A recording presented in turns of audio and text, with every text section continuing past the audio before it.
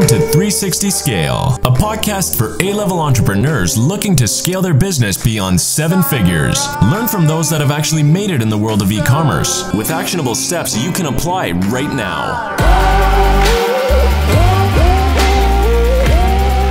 So, hey guys, this is Istis on the second episode of 360 Scale podcast. And today we have a special guest, Holly, from Sugatan agency. And she's actually responsible for creating performing content for Sugatan clients. And today we are going to discuss about how to create performing UGC from A to Z, and maybe we'll have some more topics to cover. So let's see what turns out from it. Hey, Holly, how are you? Hi, I'm good. How are you? Good. Just finishing up my work. It's actually 8 p.m., but still active, still hungry. So maybe we can just start from your background. Maybe you can just walk us through on how you started working with content, how you narrowed it to Facebook ads and all that. Yeah, for sure. So I studied video production in school. I always assumed I would end up in advertising just because I didn't expect to go into film or anything like that right away, but I never necessarily had a passion or an interest in advertising. I thought it was something as simple as walking up to a company and making a little 30-second video for them. But it wasn't until I started freelancing after school that I found this wide world of e-commerce, and I basically fell in love with it immediately. I sort of found that I had a knack for selling content.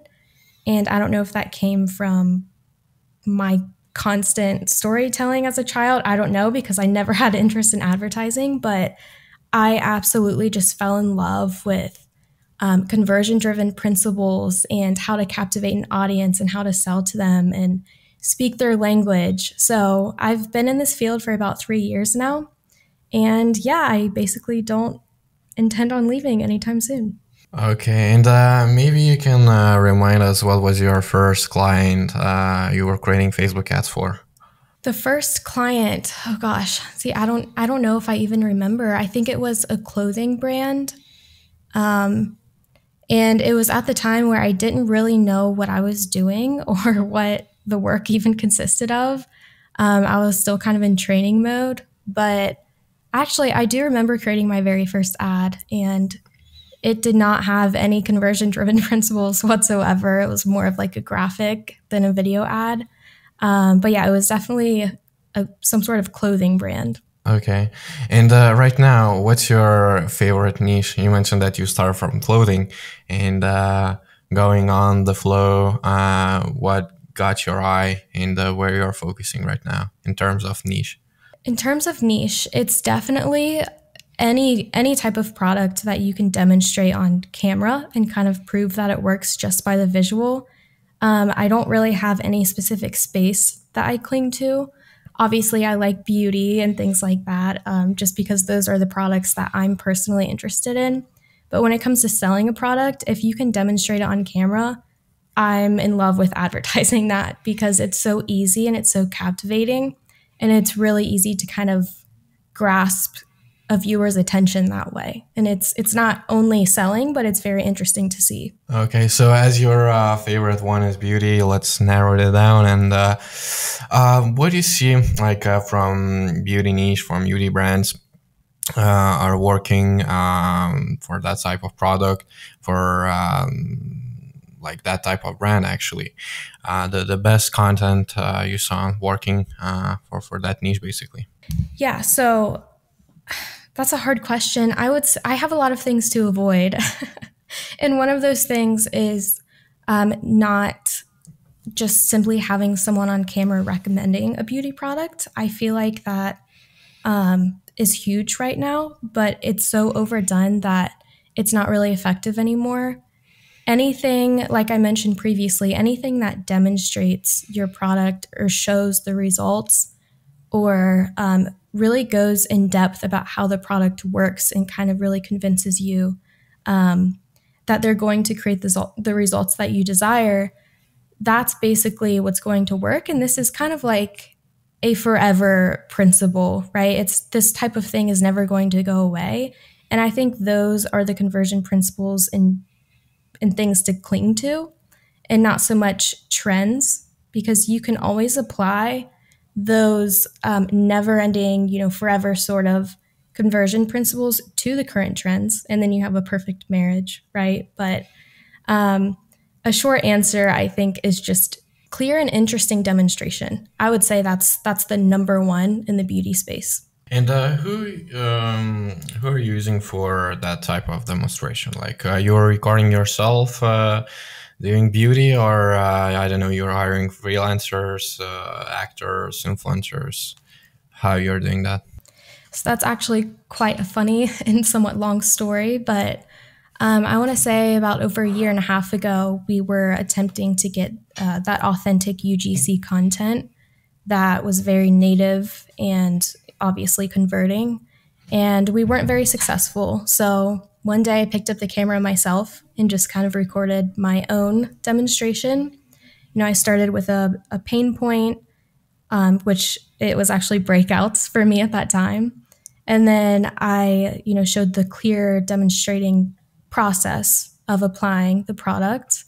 And then I showed the results. And, I didn't think it was going to perform because, it's my face. And I think everybody thinks that when they're in front of the camera.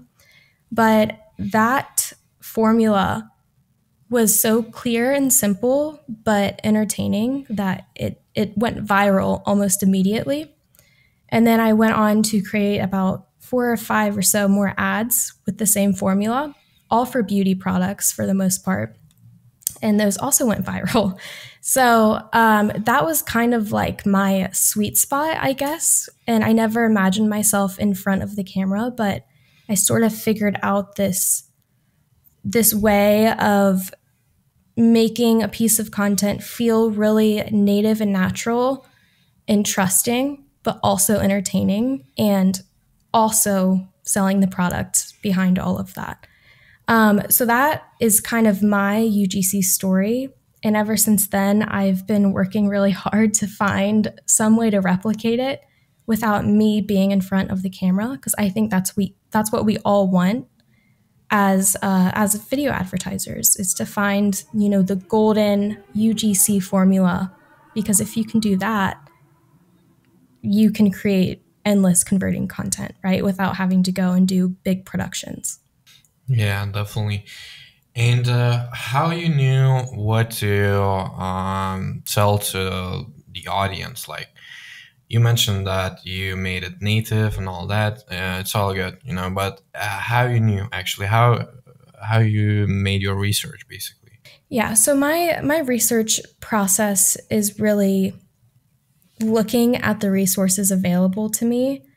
At the time, I didn't have what the competitors had, and I wasn't able to do what the competitors were doing, but I think there was some gold to that. I think that's what made my piece of content stand out, is because I didn't copy the competitors. I didn't just sit in front of the camera, hold up the product and say, I recommend this. I love this product and I use it every day, which is very common right now. And it almost hurts for me to see.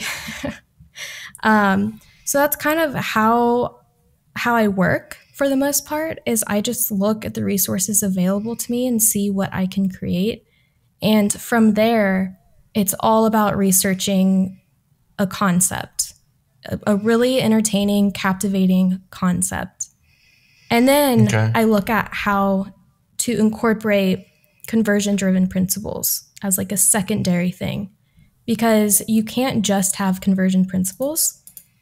It's going to kill the ad. It's not going to be interesting or able to compete with all the content out there. So that's basically like the one thing to focus on. You can toss everything else out. You can have very minimal resources, but if you have a really captivating concept and you know it's going to really pull in your audience and be entertaining, you're fine. You can throw in direct response principles on top of that, but that's what you really need to focus on. So from there, it really is just scrolling through Instagram, TikTok, and seeing what content really gets your attention and see the really interesting, weird trends out there and starting with those and then doing all the rest later. But if you are not your target customer, like myself, I'm not like using beauty products. I'm not following the trends and all that from beauty space. So maybe you can give me some tricks and tips, like how should I overlook all those things? Yeah, of course. That's a very good question. So what I've done in the past is I've made a separate account and I curated it in a way to where I was the customer. So if it was actually a male customer, then I would follow a lot of male accounts.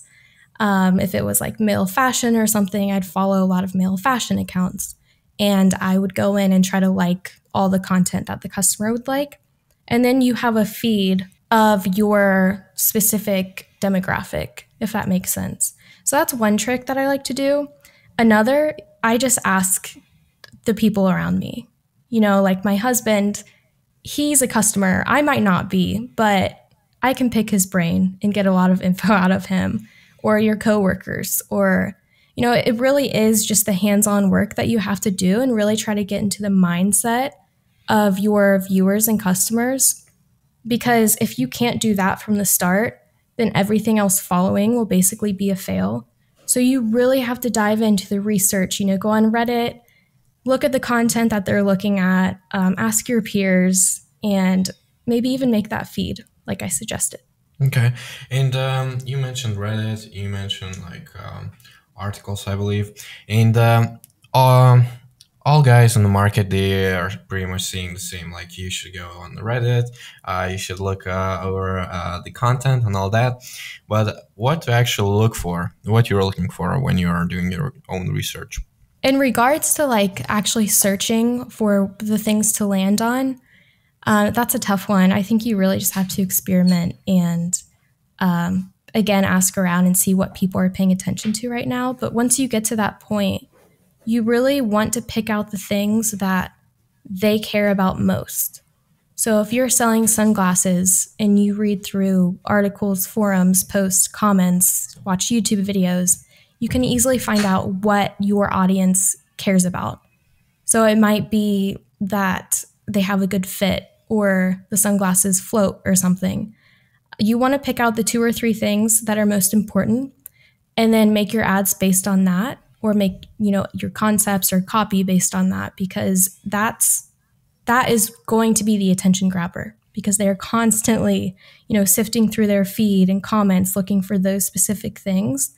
And if they see sunglasses being sold, I promise the first 1 or 2 things they're going to look for are those things that already live in their head and that are already being discussed behind the scenes. Yeah, definitely. Like a funny story, because recently my friend bought a piece of jewelry, and I opened the Instagram account of that brand, and I saw the same bird as he has. And then I thought, okay, so I believe that was pretty relatable for him. He saw that piece of jewelry and he bought it. So those type of things can definitely help you out. Right. I can relate to that. Exactly. And also recently inside our agency, we tried one little tip that I can give to our listeners.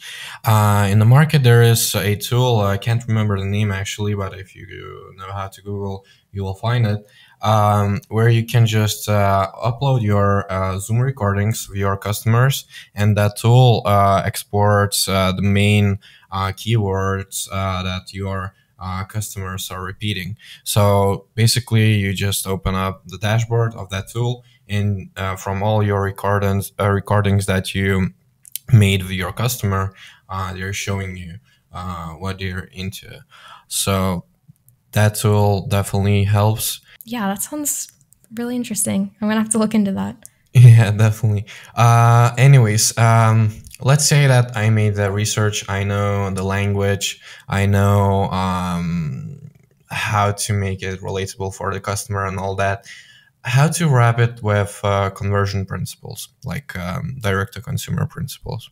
Yeah, so I guess I can kind of dive into my own process with the ads that I've created. So like I mentioned, I started with, an interesting concept. So if we want to refer back to the example I already mentioned, the concept I went with really was clearing my breakouts overnight. So from the start, you have something that's going to hook people and something that people want to see and watch. And, they immediately question what the ending is going to be. If you can make your viewers question that, then you have a gold piece of content. So that's what I started with. And then, of course, I had those big keywords. I had what was important to the audience, which was kind of just honestly showing each product up close and how it works and what it looks like on the skin and how it feels on the skin. Because at the end of the day, that's really what they care about. And then lastly, the one thing they care about is, does it work? And that's if your product is easily demonstratable, then that's what people care about. Just FYI, does it work? So you have to be able to show if it works on camera. So that was my main objective. And then from there, I was able to do that by showing the process and then waking up with better skin, clearer skin. So that part was done. I covered that. The last part was incorporating conversion principles. So like a CTA at the end, making sure that I actually showed like the name of the product, the brand, things like that. But I kind of snuck that in there naturally. And I think this is the best way to do it if you're going to go the UGC route. So obviously during the process, I showed the label on the bottle. So you got to see the logo 1,000 times. I mentioned the brand by name plenty of times. And then at the end, it was a very simple call to action. I think it was just something like, do yourself a favor, you have to try this, or something like that. I think if I would have said something like, shop now, or click on the site, or use my code to get 30% off, it would have kind of taken away the authenticity. And that's exactly what I wanted to avoid, because then it doesn't feel trustworthy anymore. And that's a really important aspect. So I guess my biggest advice is just to sneak it in there. I don't even try to be obvious. You don't have to be. People actually don't really need it. They just need to see something work and they need to trust you. And then at the end, it doesn't hurt to have that little push of, go try the product, trust me. But that's about all I did. And it was enough. And I think if I would have put any more in there, it almost would have brought that trustworthiness down. Yeah. Okay. And like it or not, but like after watching that type of video, I believe everyone has their own objections. So what do you do that stuff? Like how you kill those objections in the middle of the funnel or in the bottom of the funnel? How you're handling them, how you're spotting them actually, and then handling, and how you're actually killing them. So unfortunately, there's always going to be objections. I guess the best way to approach them is just check the comments and see what people are saying, and then make your middle of the funnel, bottom of the funnel ads answering those objections. And they do change every so often, which is frustrating, but it's something to really stay on top of. The comments are everything. I mean, I always say you can get everything you need from the comments. You can get the most important things, you can get their objections, you can get your avatar, everything.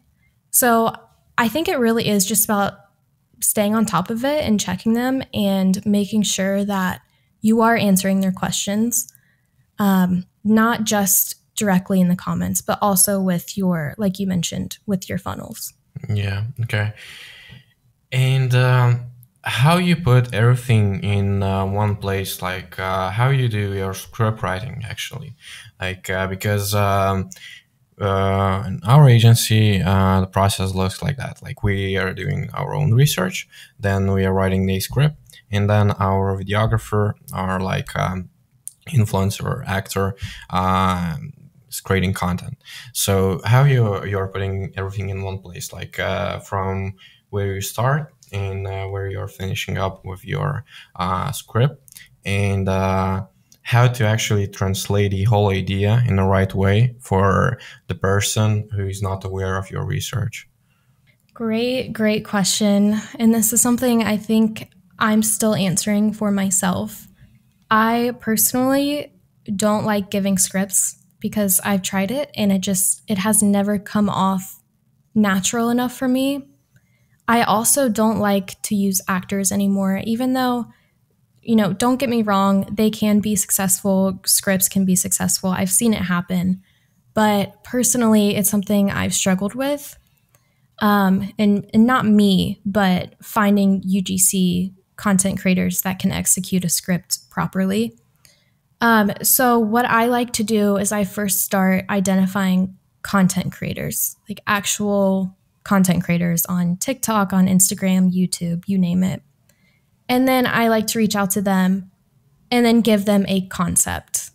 And it's as simple as, hey, I want you to try our product on the left side of your face and film it and maybe provide an example. And because they're already a content creator, they know how to make it interesting. They know how to film it. They know how to position their face, the lighting, everything, which is really refreshing. So that's kind of my process there. And when it comes to organization, I guess it's just I use an Excel sheet and I just catalog everything and the status of everything, especially for the creators that will come back to you and create content for multiple clients and, keep doing it for you, which is a really, really awesome thing. So that's currently what I'm trying to do. Okay, and have you tried a Zoom call before the actual content creation starts? Yeah, so I offer a Zoom call when initially reaching out to them. And by the way, I always like to reach out on email over DMs. It's just a personal preference. I think it's just more trusting and professional that way. But I offer a Zoom call, but I don't require it. And the reason why is because the best way to test content creators is just to have them create something for you and then see what they are able to provide and then kind of judge it based on that. It's unfortunate and you probably will have to spend some money, but it's really the only way. Otherwise, you sort of have to sift through lots and lots of poor content. And I would rather just get a miniature test out of the way without having to send product. And yeah, that's basically it. I'm a test kind of person. Okay, so you found the right partner to work with. I don't know, you gave them a trial phase or something like that. And how you keep them working with you, what terms you're giving to them, basically how you keep performing with them. So the biggest thing is paying them well. That's really what it comes down to. You have to pay them well, and it's an investment, sure, but if you find that person, I think we all know it's worth it. The tricky thing is that you have to pay them well from the very start. And it might be a waste of money at first. It might be a waste of money for a lot of content creators, but it's just the process that you have to do in order to identify the good ones.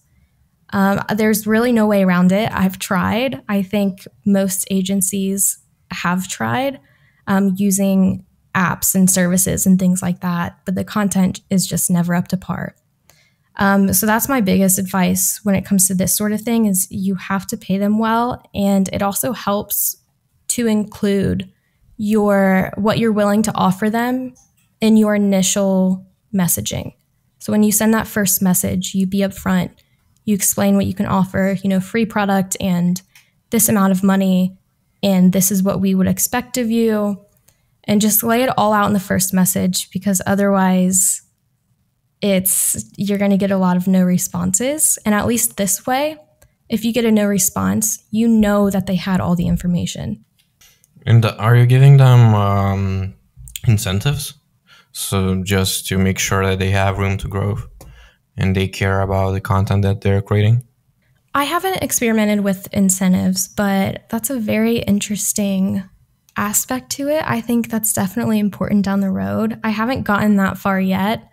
I don't think I've necessarily needed it as of now, but I don't know. I'm interested in that. I think that's an important aspect to it. Okay, and maybe because I believe we are closing the UGC topic.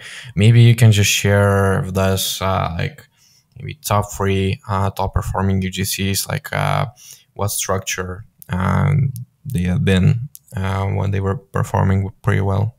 Yeah, sure. So other than the example I already gave, which was just demonstrating and showing that the product works under an entertaining concept, I would say another one that has worked is doing a TikTok trends. And if you're familiar with TikTok, then you know there are plenty of sounds and trends available to you that you can participate in. But one was so simple, we were kind of shocked that it was working. But it was one of the trends where someone was simply on camera pointing to products that did not work for their skin. And the sound was just kind of like, that didn't work out, that didn't work out. And the last one was the product we were selling. And the sound just said, that one did work out. And that was it. And it sounds so stupid and it sounds like it wouldn't sell at all. But you have to know that this trend was so popular and everybody was doing it. And on top of that, the woman in the ad looked like a user. It just looked like someone on TikTok wanted to share the product that really worked for them.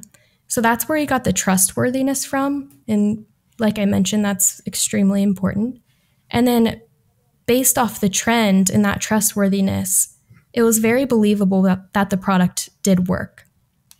Not to mention, she had amazing skin in the video.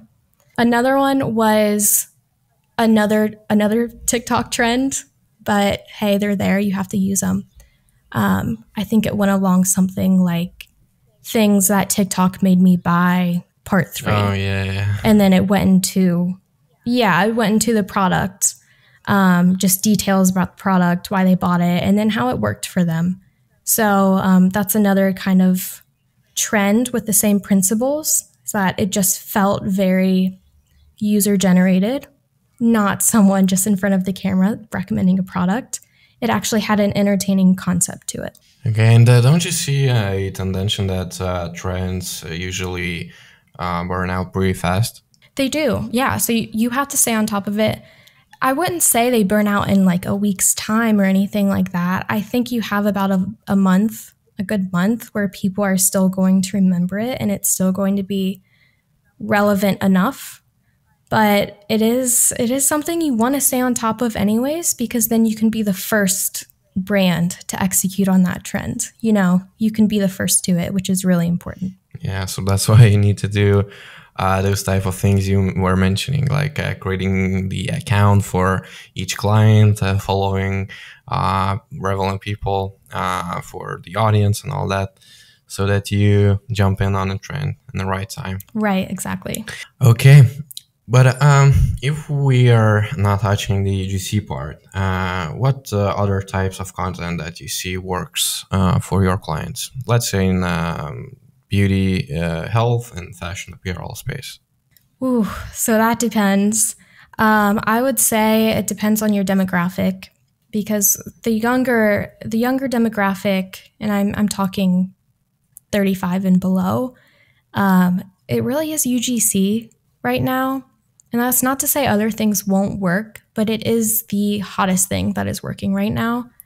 But for the older demographic, specifically, you know, maybe like 50 and up or something like that, the types of videos that will work are very like story-driven videos that are a bit slower, kind of like the insider type videos that you see on Facebook, where it's kind of like, hey, this product does something really interesting and it works like this. And it's just a little bit more slower and a little bit more newsy.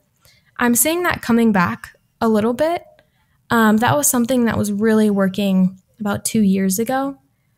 But yeah, other than that, I mean, I'm really seeing a lot of TikTok type ads still being executed.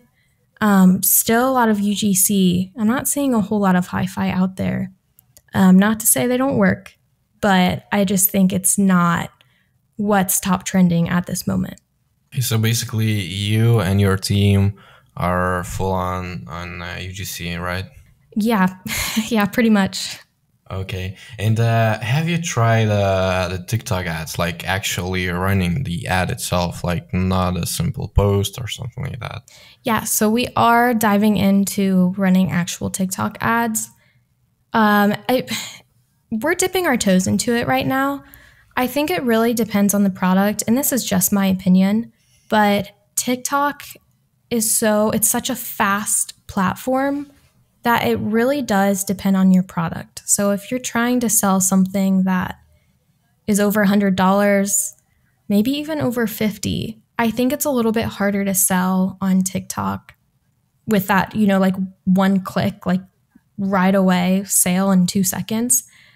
I think it's going to be more about awareness for you if your product is a little bit more expensive. But if you have a product that is like $15 or a little bit lower, which I know is a super low AOV, but that has potential of going viral on TikTok. And I think this is where doing influencer marketing is really, really crucial for a place like TikTok because it does have potential to make one of your products go viral. And I think that is kind of like the gold mine in TikTok is organic posting. Ads are a whole new field for everyone right now. Obviously, they're working amazing for multiple brands out there. But my personal opinion is that it really does depend on the product because TikTok is very impulsive, and I don't think anyone buys the $300 products on impulse. Yeah, agreed. And actually, what I saw from my experience running TikTok ads is that like Facebook ads that you're creating, they won't work on TikTok. You should definitely be in line with TikTok content types of TikTok. And also, it's pretty unstable, I would say. Like if you're running an ad, it performs pretty well, and it can perform like one day at 3x ROI with like 1K daily spend. Another day it can drop down to like 1.3 ROI, and you should just need to downscale the budget. So right. Yeah, TikTok is still learning how to create the algorithm and all that. But I see huge potential in this platform, actually. Right. I see next Facebook coming up. It's extremely new for us as marketers, but it's extremely new for them too. And I think it's very, very clear that they still have a lot to improve on. But I think that's the good part about it, is that if you can get into the space now and be there when it actually has all the kinks worked out and it's a performing platform, then that's the place to be. Yeah, I wish I was on Facebook like 5 years ago. Right, exactly, yeah. And right now it's time to jump in TikTok. It's pretty much the same situation as like Facebook 5 years ago. Okay, and from Facebook side, from getting back to Facebook, what type of hooks? Because from my point of view, we were talking about like research, conversion principles, how to find and how to create UGC and all that. But from the hooks part, because it's very important part in creating content, what trends you're seeing, like what hooks are working right now. It's just a simple, relatable statement, like bold statement. It's like, I don't know, tricks with your camera.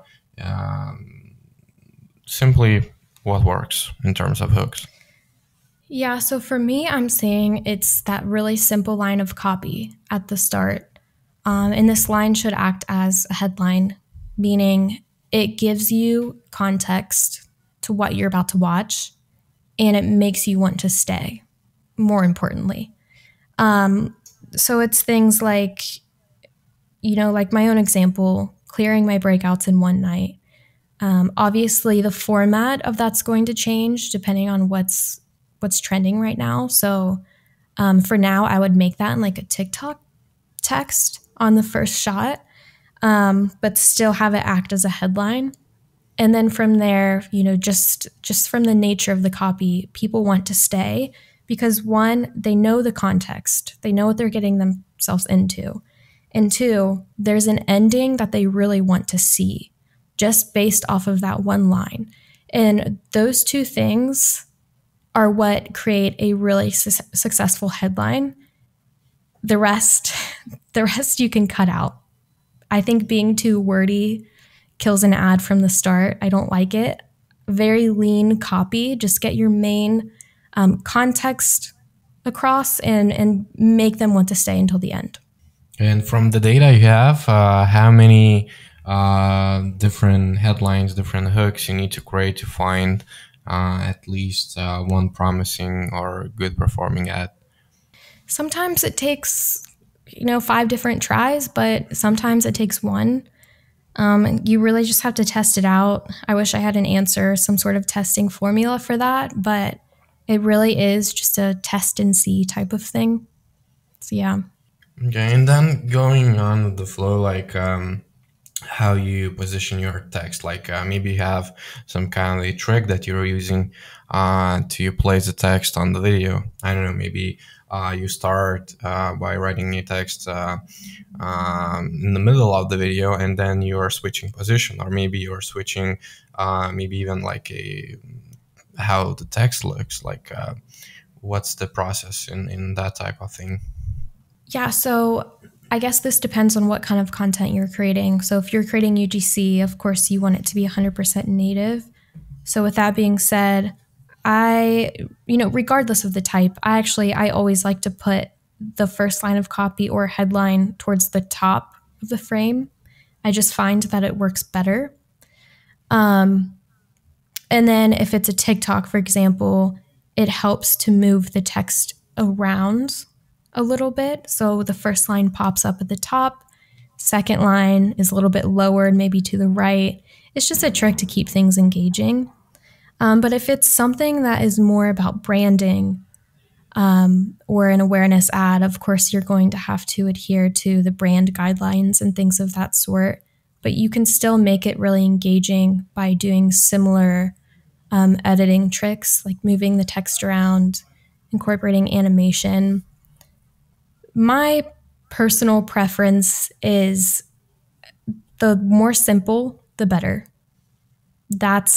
I don't know. I find that works and performs a lot better than using too much movement and too much animation, because then people just can't follow it and then you're doomed. They don't want to sit there and figure that out. They're just going to scroll past it. Yeah, definitely. And the size also matters. Like if you're using too big text, like they are simply not into that. Like they are watching Netflix and the text isn't like half of the video. Like it's pretty small. And I see that mistake like in the market. Guys are putting huge text all over the place. Yeah, definitely important. Now I have a few questions left, and one of them, like straightforward questions. What you would do if you need to advertise marijuana for teenagers? Like I'm sure you wouldn't do that, but like what type of research would you make, like where you would go and what like topics you would read, And what hook or what headline would be your first try? So off the top of my head, it's teenagers. So I would run to TikTok and I would search a hashtag that was related to the topic. And I would just watch a bunch of videos about it. But without doing any research, I'd probably have a headline like something about it being legal, like it's about time it's legal, or I don't know, something like that, because I know that that is like the hottest topic right now regarding marijuana, at least in the States, because it's not legal everywhere. So yeah, I know just because that is a huge, almost debate, really. I'd start there because I think, one, it would get a lot of engagement in the comments. I think people would go back and forth, which of course boosts the ad. Obviously, I would make it in a TikTok format just because that's where teenagers are at. And I would incorporate a lot of humor, just because I feel like that's the culture around it with teenagers. You know, it can't be serious. No one wants to see something serious about that. I'm just spitballing here, but hopefully that answered your question. Yeah, definitely. And just additional stuff to that, like what type of model you would use for that type of situation, like age, looking, style, on that. That's another good question. After scrolling a bit, I think I would just find the person that is most relatable and authentic. I wouldn't try to create this bizarre avatar in my head. You know, I feel like that's something advertisers do sometimes, is they'll think about a product and then they'll think of the kind of person that uses it, which is most likely stereotyped or something like that. And then it ends up just being offensive and it's not even true. I mean, a lot of people smoke marijuana. So I don't know. I would just find like the median person and I'd probably test out male and female and just make it look as relatable as possible. Not try too hard or anything. People don't like that, and it's really unnecessary anyways. Okay, got it. So yeah, like listeners, we are not trying to advertise marijuana or something. Like we are just playing around and building viewing ads, and we are also not smoking that. That was an amazing question, though. Okay, and the next one is what you would recommend for you back in the day when you just started out doing Facebook ads. Like, what would be the main thing you would give for yourself back in the day, with your current knowledge, of course? Whew. Yeah, I think it'd be not to try too hard. I think that's the biggest thing. I remember when I first started out, I would try to make my ads look like ads because I thought that that's what you had to do. And now with my experience, it's very clear that you want to do the opposite. You don't want to look like an ad. And it's actually very simple and pretty easy to stand out if you just do the simple and entertaining thing and blend in with the feed, and that's all you really got to do, which I know is easier said than done, but I definitely had that wrong in the beginning. Yeah, that's what I'm saying for my all clients. Like, I'm just saying that we are not creating TV ads, we are creating Facebook ads. So yeah, that's the thing. And where you are looking for information to improve yourself as a content creator in these days? Yeah, so I get this question a lot, and I don't have a good, profound answer. I guess I listen to some podcasts, although I can't really list any off right now. It's just kind of an episode here and there by search. I think the biggest thing is I just am always paying attention. So even when online scrolling, Even in my leisure, I kind of have that mindset on without even realizing it, of things that got my attention, or, oh, wow, that actually convinced me, things like that. I think that is the biggest help to my work, is just paying attention. And I know that's very arbitrary, but it's the most important thing, I think, because I think marketing is a mindset more than anything. I think you can read a bunch of facts all day long, but at the end of the day, if you don't have that mindset and you're unable to get into the mindset of your customer, then you're still going to struggle. So yeah, I would say just pay attention, look at social media, look at the trends, look at the comments, and just always kind of be studying what works on you and what doesn't. And yeah, I mean, you're a human too. You're the customer. So study yourself as well. Definitely. And the last question, and a little backstory before asking. I listened to your podcast you were creating, and the topic was how to make it native. And the question is how to actually make it native. You can just show us the main idea from your podcast, and it's a little hook for our listeners to go to listen to your podcast too. So my podcast is called Videos That Sell. And I, like it was just mentioned, I have an episode on creating native ads, except it's not really like a 101 class. It's more of like challenging your current native practices and making you question if it really is that native, or if you've just been convinced that that is the native thing to do, because native is always shifting. And I think a lot of people are getting it wrong. So I basically go in and challenge that, and then explain the common mistakes and how to correct them and make better selling ads. Okay, guys. So yeah, just after this podcast, once you finish, grab another cup of tea and go listen to Holly's podcast. She was doing a great job on that. And don't forget to subscribe, because she will definitely keep doing that and keep providing us tons of value. And for the customers, for the listeners, where they can find you, how they can contact you. Yeah, so I think the best place right now is my podcast Instagram, which is just at Videos That Sell.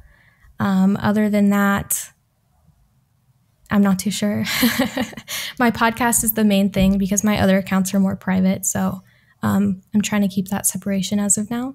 But feel free to message me there, comment, follow me, and I'll try my best to get back with you.